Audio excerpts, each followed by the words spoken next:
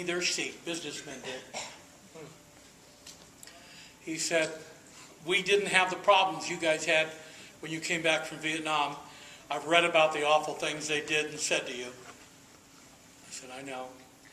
He said, but I feel the winds of change, and I know this to be true.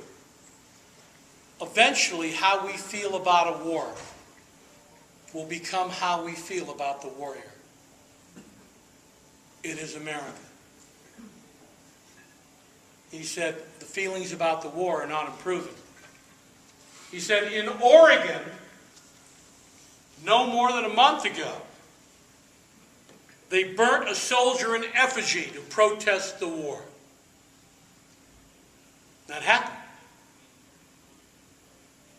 I don't care how you feel about the war, but don't burn a soldier in effigy. If you don't like the war, burn a politician. And come to think of it, why effigy? I think if we burned 2 or 3, it might not be a bad idea. So you know what he said to me? Hardest question I ever had to ask. Anyone ever asked. You know what he said to me? So when I get back this time, if I'm disabled, I know that people like you will be working to help me. He said, but what's going to happen when I come back? And what if they start asking me the things they ask you? What if they start asking me how many innocent people I've killed? How many atrocities I've committed? What do I tell them? Hardest question anyone ever asked? And I thought about it. And I looked to Ollie. And Ollie goes, And here's what I told him. By the way, do we have any Vietnam vets in this room besides myself? Any Vietnam vets? Here's what I told him. If anyone comes up to you and asks you these things, you refer them to me. You tell them this is a debt that has been paid. You tell them this is an invoice that has been discharged. You tell them there is nothing owing on this bill anymore. You tell them to go to any Vietnam veteran,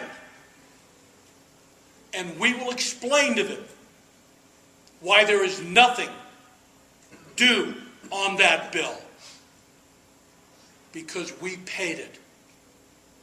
And we have evidence that we paid it. Because each of us keeps the receipt right here.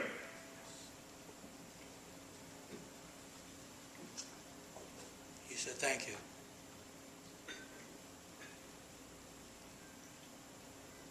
We need employers to not only hire the young people, we need employers who are willing to be trained to work with the veterans who are coming back so that they can be successful. Employers who understand with someone with PTSD what an anniversary date is and why someone might be upset on the date when something awful had happened in combat. We need them to understand what traumatic brain injury is and what we can do to help someone to remember to do their job. We need them to understand that a new veteran might not show up to work on time every day. And it's not because they're lazy, but they don't want to be in the same place in a predictable manner because someone will blow them up. And it takes a while to get over that. We need some understanding. And what I say about that is this. Everyone who has ever been in the military, whether you're a combat soldier, whether you're the best, baddest troop that ever lived, whether you're a cook, or what we used to call a Remington Raider, or RIMF. They still use RIMF? Good.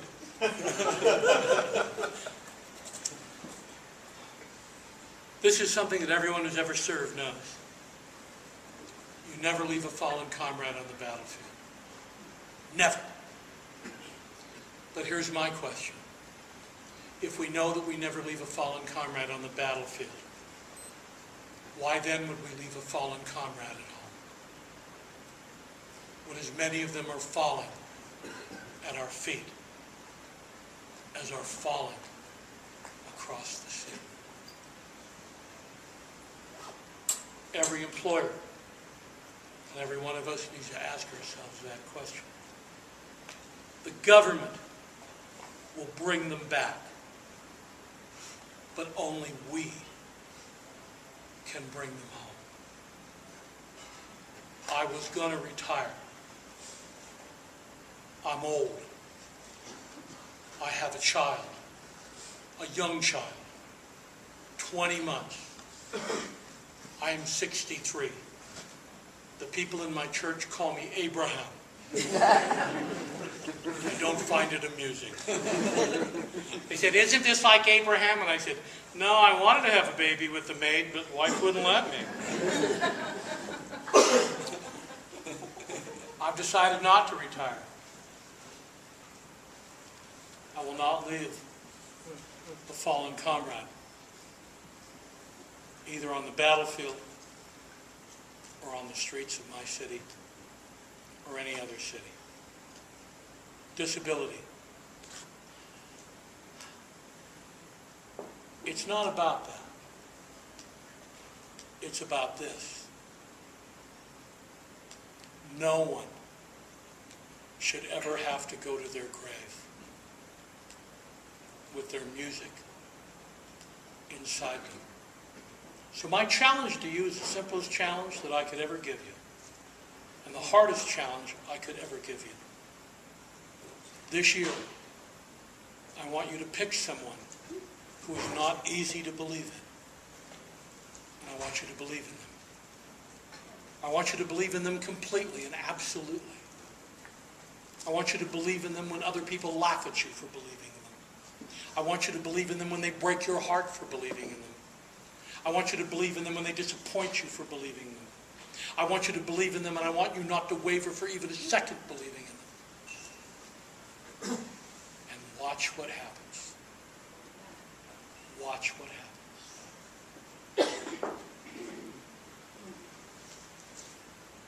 When my baby was 6 months old, I got a call. It was the summer. My wife was just off for the summer because she's a teacher. And I got a call from the child welfare people in Idaho. And they said, "We're familiar with you because of your movie. We know your wife is a teacher. We have taken 3 children, little sisters, away from a family. The youngest one is 1 week old. They've all tested positive for methamphetamine. And we have no place that can take all 3 of them in our foster system today, that we just don't have a family. Would you take them for a month till we find a decent place?" And I turned to my wife and I told her what this was about. She said, "Oh my gosh, 3? 1 week, 2 years, 3.5 years. She said, "How long do we have to decide?"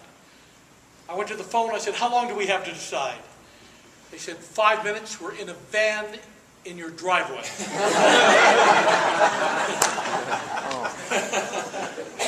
I told my wife, and my wife said, "We have to save these babies." I said, "Bring him in." And they brought in the littlest one. And she was addicted to meth. She was 1 week old, addicted to meth. The methamphetamine had caused her limbs not to grow. So she had these little arms and these little legs and this big head and this big little belly. And she looked like a Oompa Loompa. And so I called her Oompa Loompa. And I swaddled her in a blanket. I called my business partner, Milt, and I said, "I won't be working for a month. Cancel everything." He said, "What?" I sat in my big butt rocker at home, swaddled her and rocked her for a month. She cried for a month.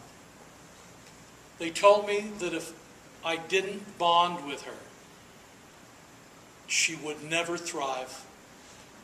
But if I bonded with her, someday they would come and take her away from me, and it would kill me.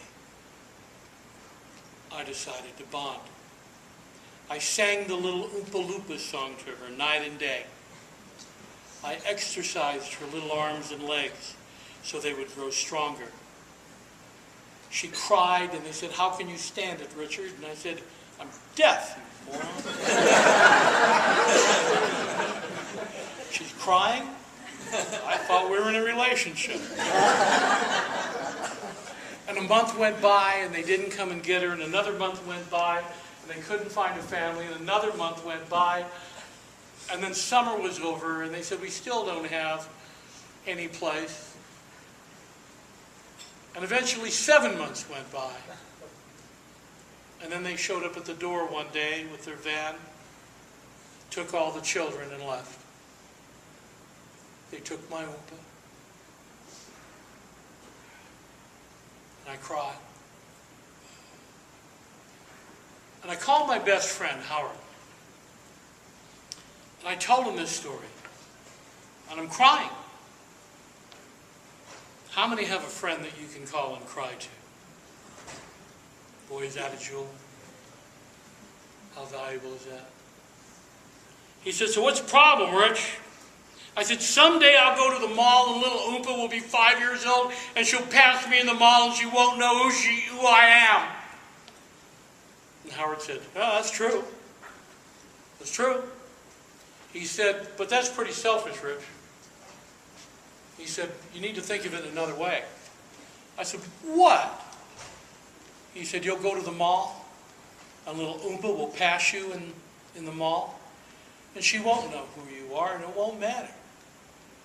Because little Oompa will know who she is. She's someone who was loved. She's someone that someone believed in completely."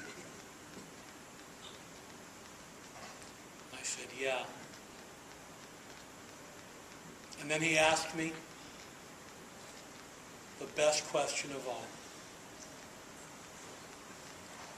"So who did you save? Which one did you save? You who work in this field, you who care about people with disabilities, you who see a need and want to fill it, you who, when you got into this, said to yourself, 'I need to save these people.' I'm going to ask you the same question that my friend Howard asked me. So who did you save?" And I'm going to give the answer I gave Howard, and I know it's the answer that you know is true. I said, "Howard, I saved myself." Friends, we do not need to save people with disabilities. But every one of us needs to go out and save ourselves. Thank you very much.